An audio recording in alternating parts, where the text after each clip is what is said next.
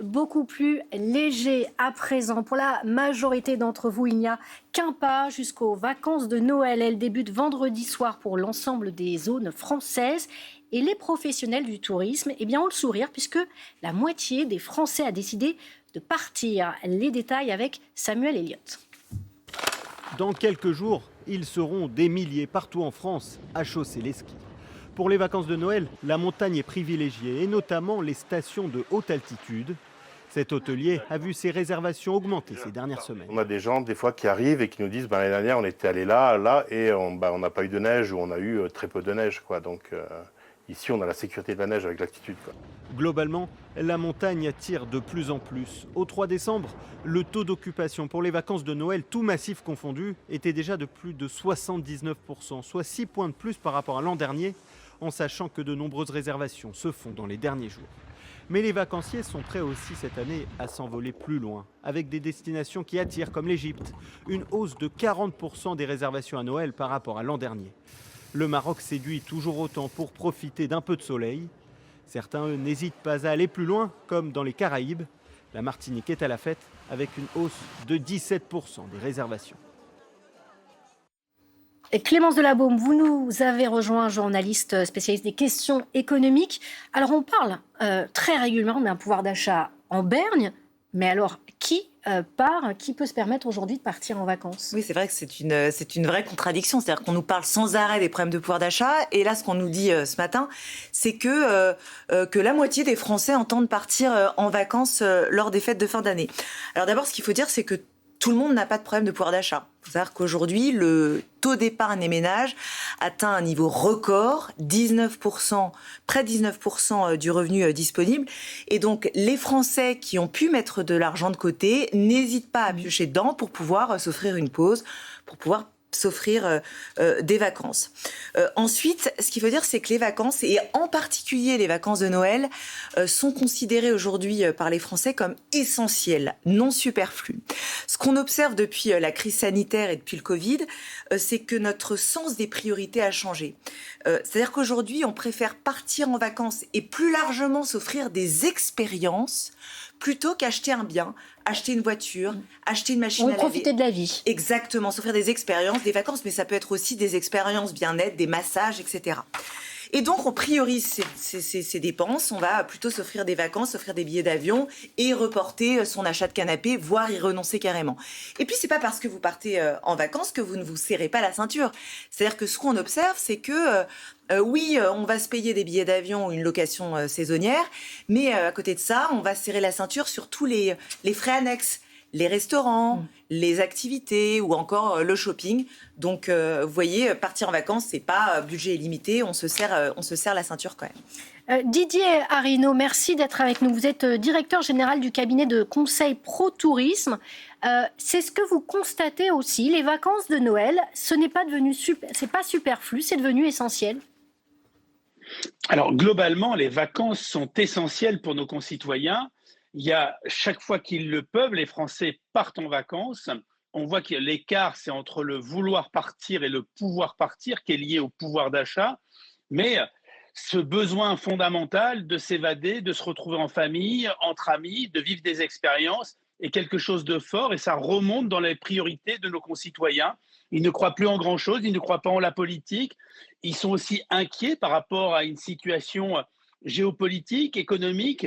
Et par conséquent, ils ont besoin de ces moments de bonheur, ces moments de retrouvailles, ces moments où en fait on se construit des souvenirs et par conséquent, on a de très belles réservations pour ces vacances d'hiver qui, rappelons-le, pour les vacances d'hiver, touchent ceux qui ont quand même le plus les moyens, car si 50% de nos concitoyens feront un break pendant ces vacances, il n'y en a qu'un quart qui s'offrira ne serait-ce qu'un hébergement, qu'une nuit dans un hébergement payant, au profit des destinations de montagne, mais pas seulement, puisque les destinations soleil fonctionnent extrêmement bien aussi à cette période de l'année, avec une croissance globale de 7%, des réservations tout type de destinations confondues.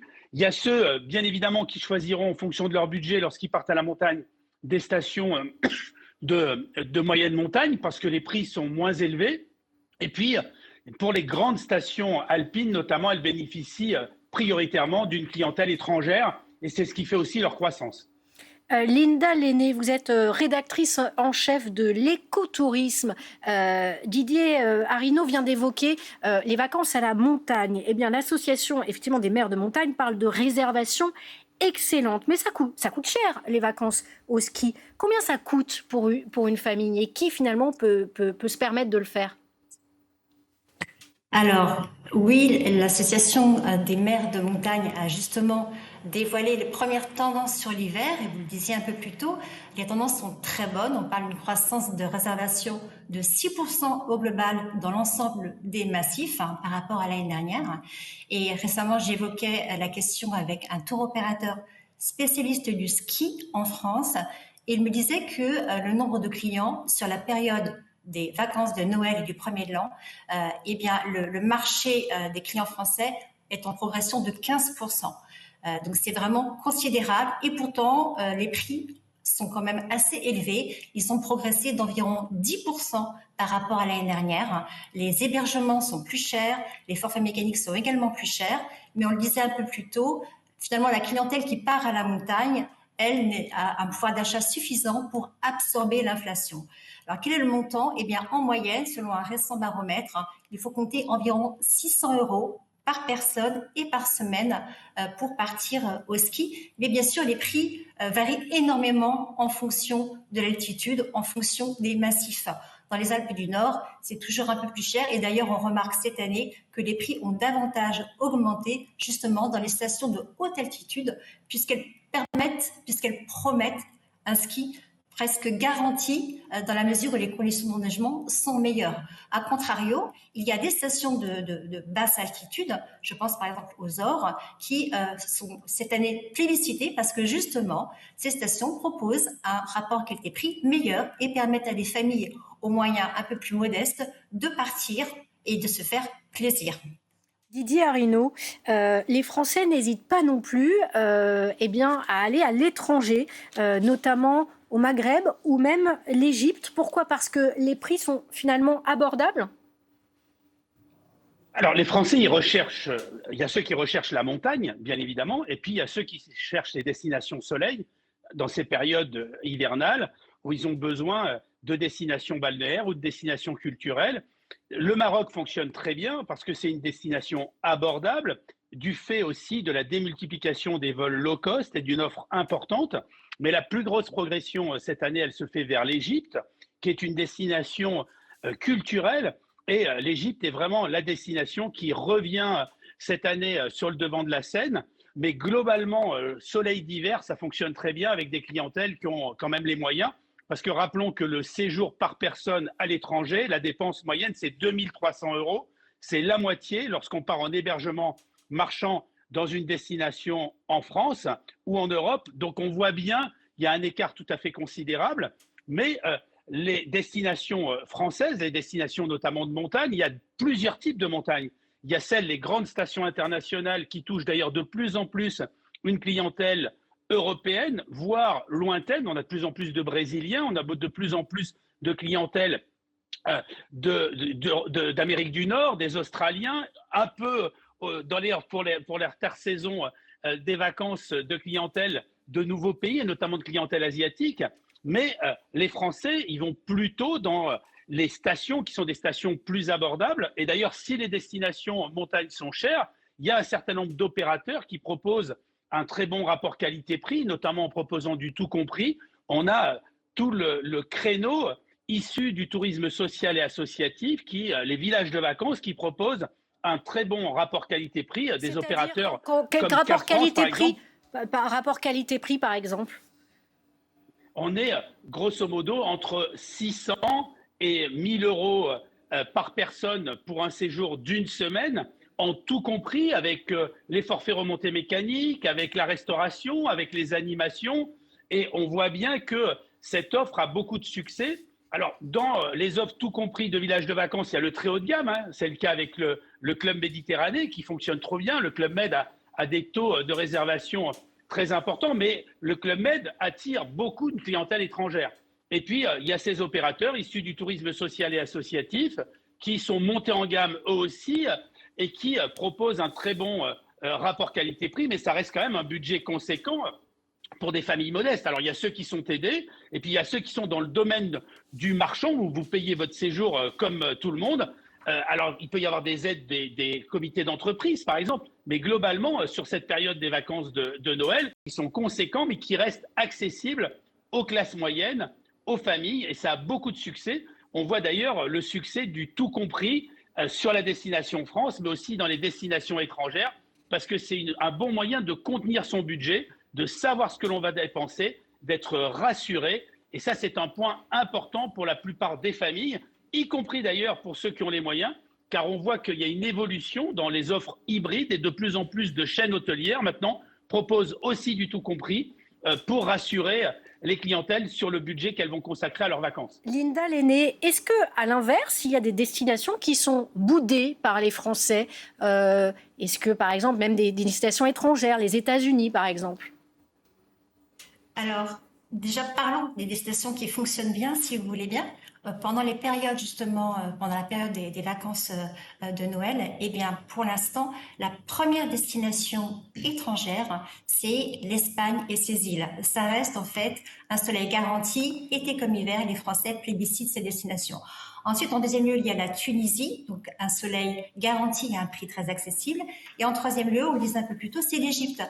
L'Égypte qui fait un bond phénoménal dans les ventes des agents de voyage. On parle d'un bond de 40%. Donc, les destinations soleil et culturelles fonctionnent bien. Par contre, c'est vrai qu'il y en a qui fonctionnent un petit peu moins bien. Toujours, si on regarde les ventes réalisées dans les agences de voyage, parmi celles qui fonctionnent moins bien, il y a, même si vous le disiez dans le reportage que la Martinique était plébiscitée, les Antilles françaises qui visiblement fonctionnent un peu moins bien que l'année dernière. De même, les Émirats arabes unis sont un petit peu en retard par rapport à l'an passé. Concernant les États-Unis, en fait, curieusement, pour cette période de fin d'année, la destination est plutôt à la hausse, mais cette hausse est artificielle puisqu'elle s'appuie sur une baisse des prix. Autrement dit, les tours opérateurs, les agents de voyage ont essayé de réveiller la demande en baissant les prix, ce qui a effectivement eu un effet. Mais ça veut dire que c'est le moment, Linda Lenné, je vous coupe, ça veut dire que c'est le moment d'y aller, par exemple?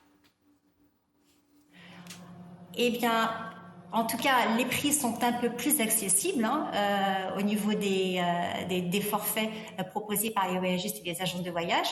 Donc, ça peut être une bonne période. Toutefois, tout est relatif parce que vous savez très bien que à l'occasion des vacances scolaires, les prix, eux, sont à la base élevés. Donc, c'est une décote sur un prix qui est relativement élevé. Mais ça peut être intéressant, en tout cas, de regarder de plus près pour voir si c'est le bon moment. D'autant que, vous le savez, dans les prochains mois, la destination va encore plus se renchérir.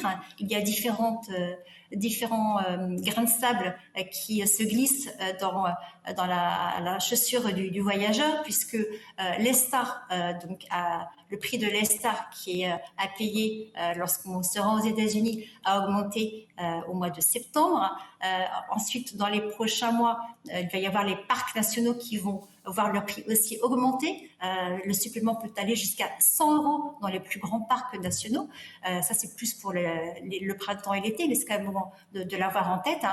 Et puis, récemment, vous savez, l'administration Trump a annoncé qu'elle souhaitait mettre en place une surveillance au niveau de nos réseaux sociaux, au niveau de toutes les publications que nous pouvons faire sur les dernières années. Ça sera techniquement possible à mettre en place? Ça paraît quand même assez compliqué. Ce sera possible à mettre en place dans les 2 mois, sauf si effectivement la justice en décidait autrement. Mais en tout cas, on s'achemine vers cette probabilité et tous ces facteurs entre les prix et les mesures de renforcement des contrôles font que je pense que les Français vont petit à petit encore davantage bouder la destination. Et d'ailleurs, aujourd'hui, aux États-Unis, les observateurs commencent à dire que les États-Unis se redresseront véritablement seulement quand Trump aura quitté la Maison-Blanche. C'est-à-dire que là, les mauvaises nouvelles sont trop nombreuses et ça finit par avoir un impact sur, effectivement, l'image de la destination. Qui reste malgré tout très belle. Enfin, le pays retrouvera bien sûr sa place dans le cœur de tous les voyageurs, notamment des Français, parce que la destination... Je vous coupe, Linda Lenné, je vous coupe, je suis désolée parce qu'il me reste 1 minute et j'ai encore une question à poser à Didier Arrino. Didier Arrino, il y a beaucoup de réservations de dernière minute. Si là, des Français se décident à partir, qu'est-ce que vous leur conseillez pour un bon rapport qualité-prix ? Les destinations France, on va privilégier notre pays.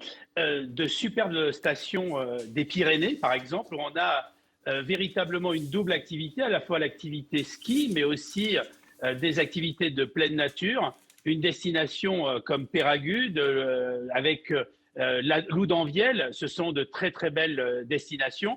On peut aussi aller dans le Massif central, dans le Massif du Sancy, c'est une très jolie destination. Et puis, si on veut aller dans une grande station d'altitude multi-activité, il y a la station de Tignes qui véritablement propose une offre globale pour l'ensemble des familles. Et puis, lorsqu'on veut un très bon rapport qualité-prix en dehors des locations, c'est souvent le moins cher. Ce que je vous disais tout à l'heure, c'est-à-dire je conseille véritablement les villages de vacances qui proposent d'avoir du tout sur place, du tout compris, y compris les animations. Et on sait que quand on a fini sa journée de ski à 17h, eh bien, on est bien heureux de pouvoir profiter de l'ensemble des infrastructures, des spas, des espaces bien-être, de l'animation, de la convivialité. Et ils font aussi un gros effort pour mettre à l'ordre du jour les produits de terroir, les produits de nos viticulteurs, de nos agriculteurs. Et on sait à quel point cet écosystème vertueux est important pour notre pays. Merci beaucoup. Voilà, vous savez tout. Si vous avez décidé de partir à la dernière minute, vous avez tous les conseils.